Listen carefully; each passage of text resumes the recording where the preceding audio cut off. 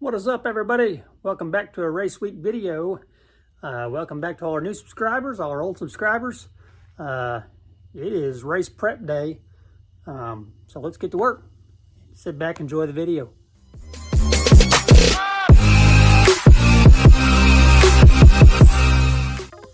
All right, it's been a couple weeks.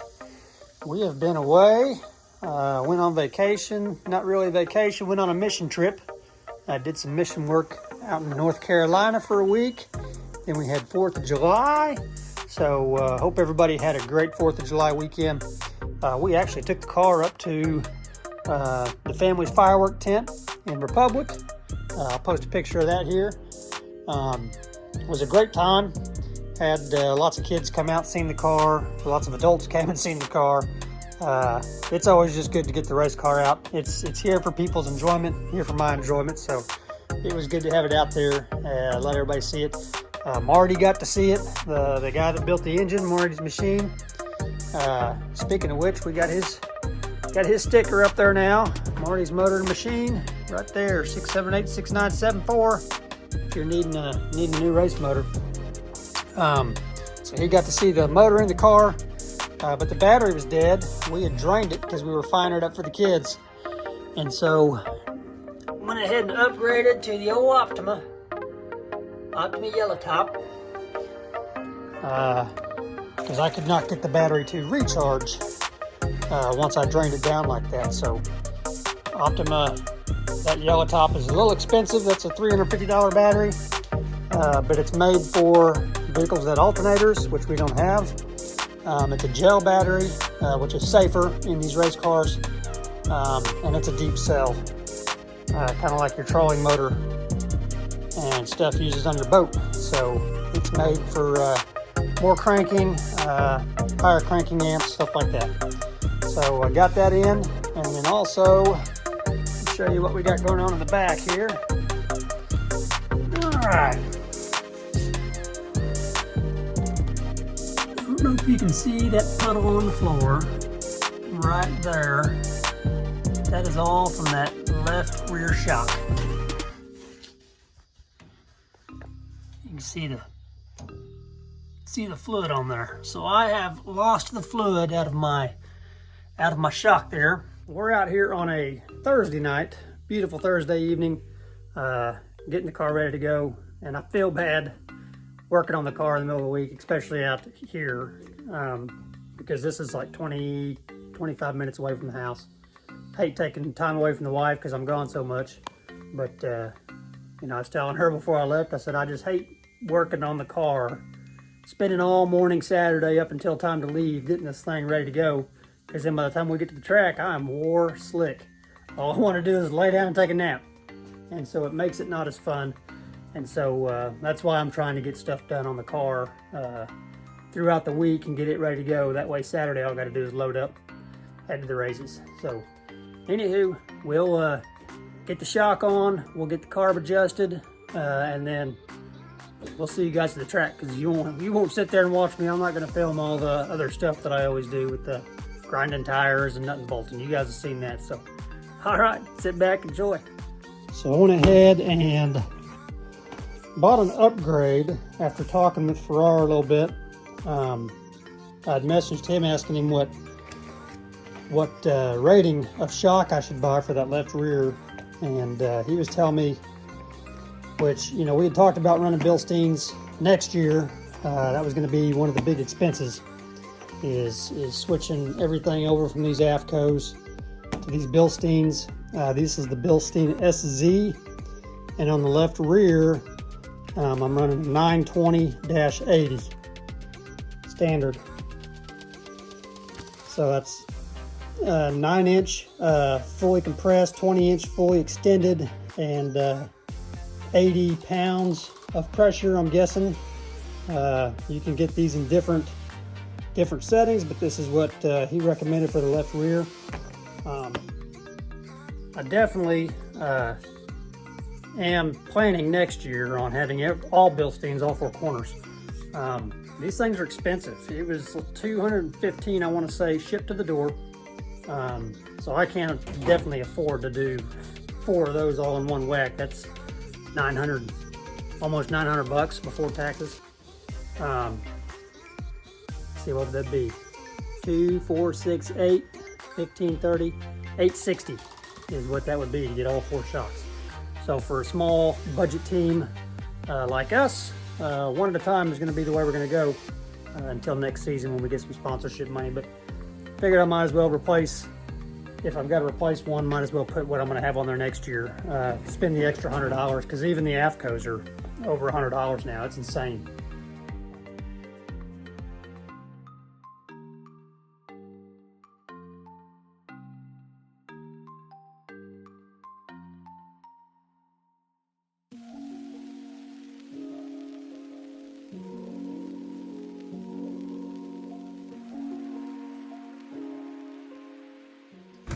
All right, trying to get you guys into an angle where you can see.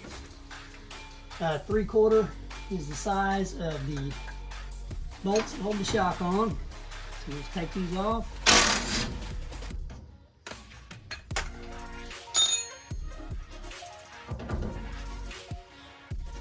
The reason I decided to go ahead and replace the shock with the Bilstein, like I said, number one, this is what I've wanted to switch to next year. I mean, on top of tire prep, the shocks are your next. Tire prep and shocks, that's the stuff that's going to set you apart from your competitor and help us get the win. You know, we don't have the money to come out here and build up a machine from scratch that's going to be the best car on the track. We have slowly, over the last 2 years, been building our race program up, and that's what the low budget teams have to do. You can't start off with the best of the best. You start off with what you can afford and what gets you on the track and starts getting you seat time, and then you start slowly building it up to where it's a competitive race car, and then you're maintaining, you're building your race program, and then you're maintaining. So that's what I'm trying to do, is build this thing up into a nice machine, piece by piece. And once I get all the nice pieces, it'll be time for another chassis, and then I'll have all the nice pieces to take off of this chassis and put on a better one.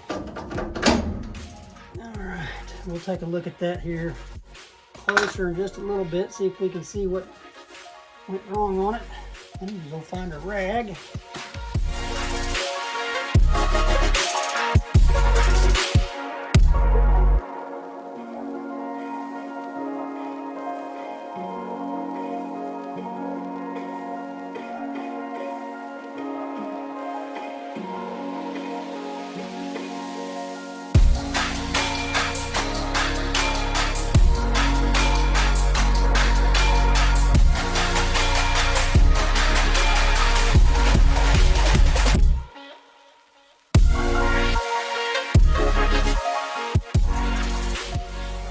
Let's take a look at this AFCO.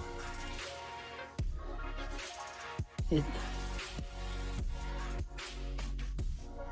almost looks like it's just leaking out of that seal right there.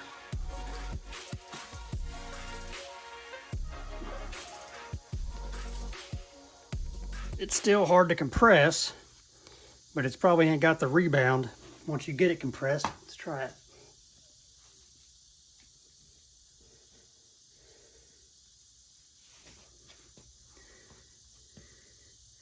Compresses, but has zero rebound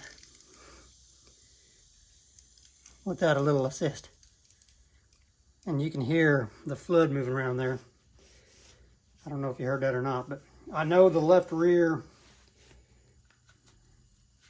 I'll save this in case, you know, this will still work if I've got a bent shock or something. These AFCOs are non-rebuildable. And I will say that's one advantage to the Bilsteins is that's not rebuildable on site, but I can send that off and have it worked on and revalved. So as long as I don't bend the tube or anything or do any damage to that thing, I can send that shock off and have it rebuilt.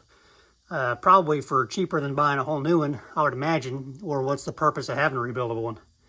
So, yep, that one's on there. She's ready to go. Now let's go take a look at the carb.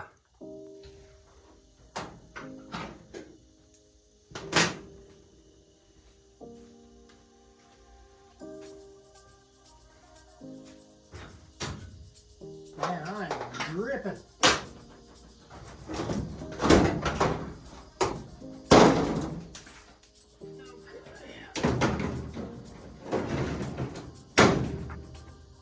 Before I make any adjustments on here, I'm going to zip that back wheel back on and lower the car back down so she's sitting level, because I need to adjust based upon the sight glass there. So let me do that real quick.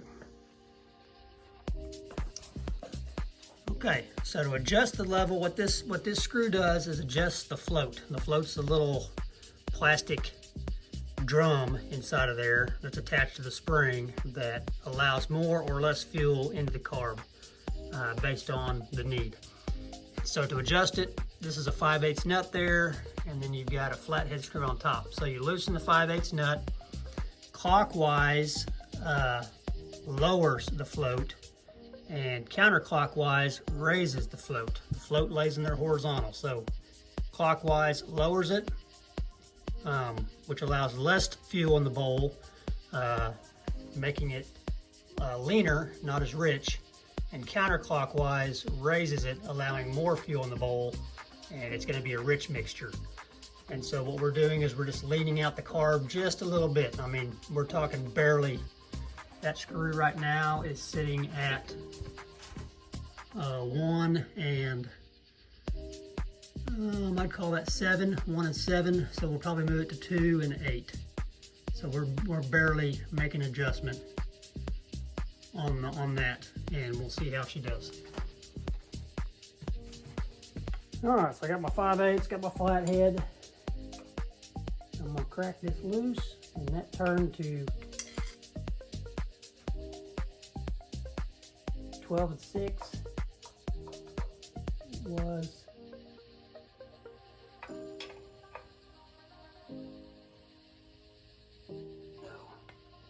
let's see here. Was it 1 and 7?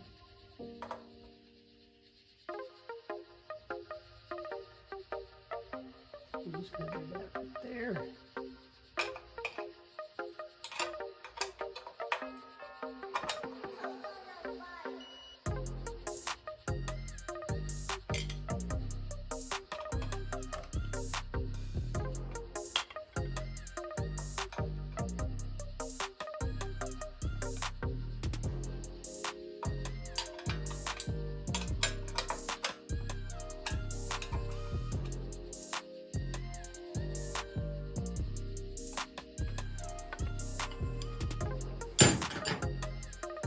Okay, so before we were at like 1 o'clock and 7 o'clock.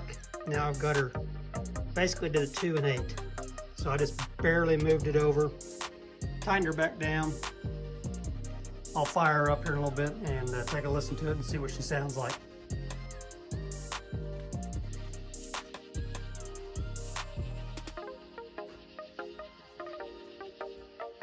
Alright, so now we will fire her up, see what she sounds like. Probably won't be able to tell much until we're at the track. Actually getting on it. It's almost 9 o'clock at night, so I'm not going to rip it out here.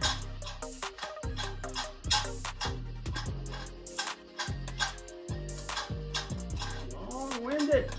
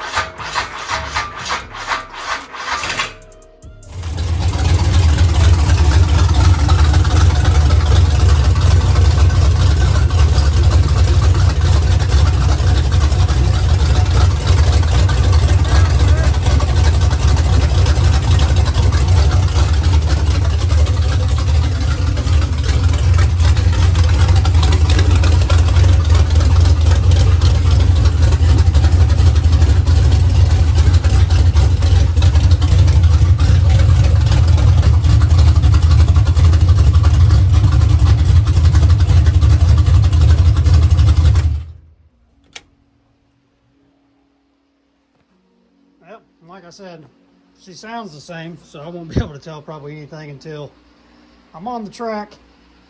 Had to chase a little electrical gremlin there. I went to start it, it turned over and then stopped. So I went to square one, removed the side, and I'm pretty sure I just didn't have the ground connected to the battery tight enough. It was loose enough, it wasn't making a good connection. So got that all buttoned up. I was in there checking wires,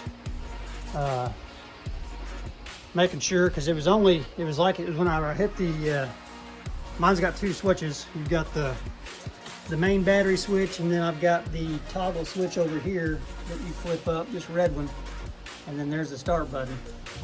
So whenever I flipped that up and hit the start button, everything just went dead. So I wanted to make sure I didn't have no burnt wires or loose wires, so that's what I was doing in there.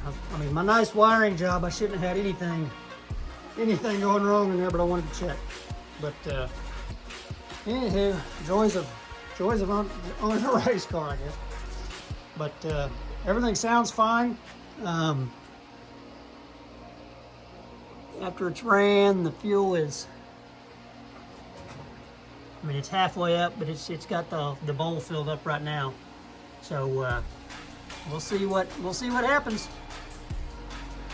All right, that is going to be a wrap for this one. I am drenched in sweat. I'm going to get off here, finish everything up, crank the tunes on, get the fan on high blast, and get this thing ready to go for Saturday. So appreciate you guys watching. Make sure you like, share, subscribe, and we'll see you at the track hopefully on Saturday. But now turn up.